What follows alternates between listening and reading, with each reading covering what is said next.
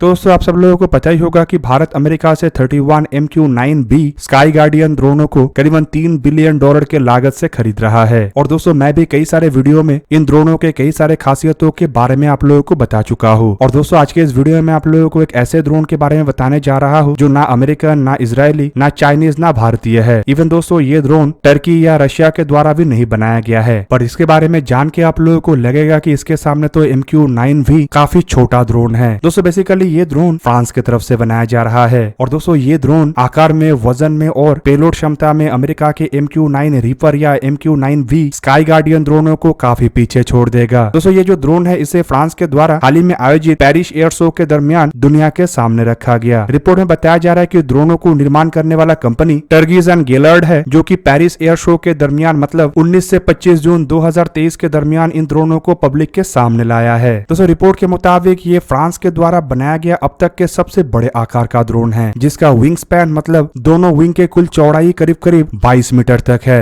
दोस्तों ड्रोन का नाम अरोक रखा गया है और बताया जा रहा है कि ये एक ISR मतलब intelligence surveillance and recognition drone के साथ साथ कम्युनिकेशन रिले स्थापित करने वाला और स्ट्राइक मिशन को अंजाम देने वाला ड्रोन होगा। टर्गीज एंड गेलार्ड के द्वारा इन ड्रोनों के ऊपर काम साल 2020 से ही किया जा रहा है और करीब 3 साल के काम के बाद ही इन ड्रोनों को लेके कंपनी को सफलता मिला है। दोस्तों इन ड्रोनों का सबसे हैरान करने वाला बात इसके पेलोड क्षमता और इसके वजन है। वैसे तो ड्रोनों के बारे में ज्यादा कुछ जानकारी पब्लिकली नहीं किया गया है, लेकिन जितना जानकारी पब्लिक किया गया है उसके मुताबिक ये जो ड्रोन है इसका वजन करीबन 2.5 टन मतलब 2500 किलोग्राम तक होगा। पर इससे भी हैरान करने वाला बात यह है कि ये अपने वजन के मुकाबले में अधिक पेलोड को कैरी कर सकेगा। रिपोर्ट के मुताबिक इसके पेलोड कैरिंग कैपेबिलिटी करीबन 3 टन मतलब 3000 किलोग्राम होगा। मतलब इसके मैक्सिमम टेक ऑफ वेट करीब 5.5 टन के आसपास होगा। और दोस्तों इसके पेलोड में फ्यूल से शुरू करके हथियार, इवन ऑप्टिकल सेंसर्स और अन्य सेंसर्स भी होगा। अब दोस्तों इसके अलावा भी कई तरीके के जानकारी इसे लेके पब्लिक किया गया है, जिसके मुताबिक ये जो ड्रोन है ये करीब 24 घंटे तक लगातार उड़ान भर सकेगा। और हथियारों के रूप में ड्रोन के द्वारा AASM हैमर जैसे बॉम्ब्स का इस्तेमाल किया जाएगा। अब दोस्तों ये वही बॉम्ब है जो भारत राफेल एयरक्राफ्टों के साथ भी परचेज किया था। हालांकि इसके अलावा और भी कई तरीके के हथियार होगा, लेकिन इसका जानकारी नहीं दिया गया है। इंजन के रूप में बताया जा रहा है कि इसमें फ्रेंच कंपनी सैफ्रॉन के द्वारा बनाया हुआ आर्डिडिन 3TP जैसे इंजनों का इस्तेमाल किया जाएगा। हालांकि इसके अलावा कुछ मीडिया हाउसेस की तरफ से अपने रिपोर्टों में दावा किया जा रहा है कि ये जो ड्रोन है ये अधिकतम 287 माइल पर आवर मतलब 460 किलोमीटर पर आवर की रफ्तार में उड़ान भर सकेगा, जबकि इसके सर्विस सीलिंग करीब 30,000 फीट मतलब करीब 9,000 मीटर से अधिक होगा। और दोस्तों ये सर्विस सीलिंग फिलहाल MQ-9 जैसे ड्रोनों के मुकाबले में थोड़ा कम है। हालांकि रफ्तार भी MQ-9 से कम है, लेकिन MQ-9 से ज्यादा कम ये रफ्तार नहीं, क्योंकि MQ-9 300 माइल पर आवर के अधिकतम रफ्तार में ही उड़ान भर सकता है। और दोस्तों इन ड्रोनों के मैन्युफैक्चरर की तरफ से पेरिस एयर शो में यह भी दावा किया गया है कि इन ड्रोनों को इस तरीके से बनाया गया है कि ये तुरंत ही फ्रेंच आर्म फोर्सेस के और यूरोप के अन्य देशों के आर्म फोर्सेस की आवश्यकताओं को पूरा कर सके। और मैन्युफैक्चररों का सबसे बड़ा दावा यह है कि ये जो ड्रोन है इसे MQ-9 के मुकाबले में काफी सस्ते में बनाया गया है। दोस्तों यहाँ पे आप लोगों के जानकारी के लिए बता दूं कि भारत के द्वारा 31 ड्रोनों को खरीदने को लेकर बताया जा रहा है कि करीबन $3 बिलियन